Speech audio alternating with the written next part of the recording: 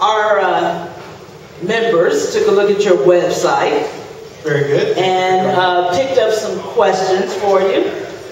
And one of those questions is, what kind of tax cuts would you propose for big business? Well, I think when we're looking at the, what I think you're probably talking about is the corporate income tax structure. And there are varying solutions. You also might be talking about the capital tax structure, which is where our investments come from and what gives a financial incentive to people to invest. Our corporate tax structure, I would look at moving it in line with who we compete with, and that's who we compete with globally. We have one of the highest corporate tax rates in the world, which makes us less competitive on the world marketplace, which is one of the problems with creating jobs at the corporate level. For me, I'm a small business guy, though. I think more about small business. I had my own small business for 12 years. You guys might have seen that on my website. And I was very successful for that time because I had a niche market, which eventually shifted away from me. But what I realized is small businesses create most of the jobs in this economy. There's estimates by economists that in this particular economy, between 60 and 80% are being created by small businesses. So rather than look at the larger corporate tax structure, I want to look at the smaller corporate tax structure and what can we do to ensure that small businesses have the freedom, particularly the financial freedom, to create jobs. We've had dozens of small business roundtables. And the common thing that keeps coming in is that small businesses are afraid to hire people right now. They see their federal government in particular as an adversary to them in the creation of jobs.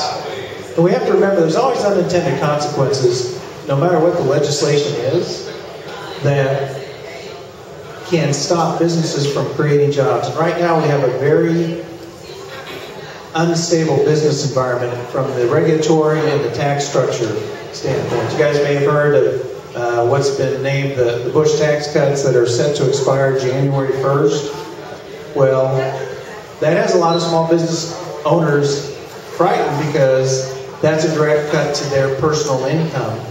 Because the way they file their taxes, it goes against their personal income. So they're sitting on their money for that reason. They don't know what's going to happen with the EPA and OSHA. EPA and OSHA, I'm a child of the 60s. And everybody wants a clean environment. I certainly do. And everybody wants a safe workplace. And I certainly do. But what we've had with those two agencies, we've heard over and over again, they've gone from regulation that makes sense and that's beneficial to all of us. They've crossed the line into burdensome over-regulation that makes small businesses actually have to break regulations just to do their job. Manufacturing firm told me he's got to break OSHA regulations just to set up a job to manufacture a part. To no benefit to the safety of the workplace, but he risks fines just trying to keep his company open. So they've talked about that over and over again. And then with the healthcare law, people are sitting on their money right now in small businesses. And those are folks like you and me. And they don't know what a person hired today will cost them come a year from now. Because regulations are still being formed. Am I done? No. Okay. Are still being formed. So they're sitting. And they're actually waiting until November 7th, until the smoke clears, to make business decisions. So always remember there are unintended consequences of any public policy. So I hope that helped you on the corporate tax rates. The short answer to that is we need to look and make it competitive with those countries that we compete against in Europe. Tax cuts have been proposed, on your site, across the board. You said tax cuts in support of families.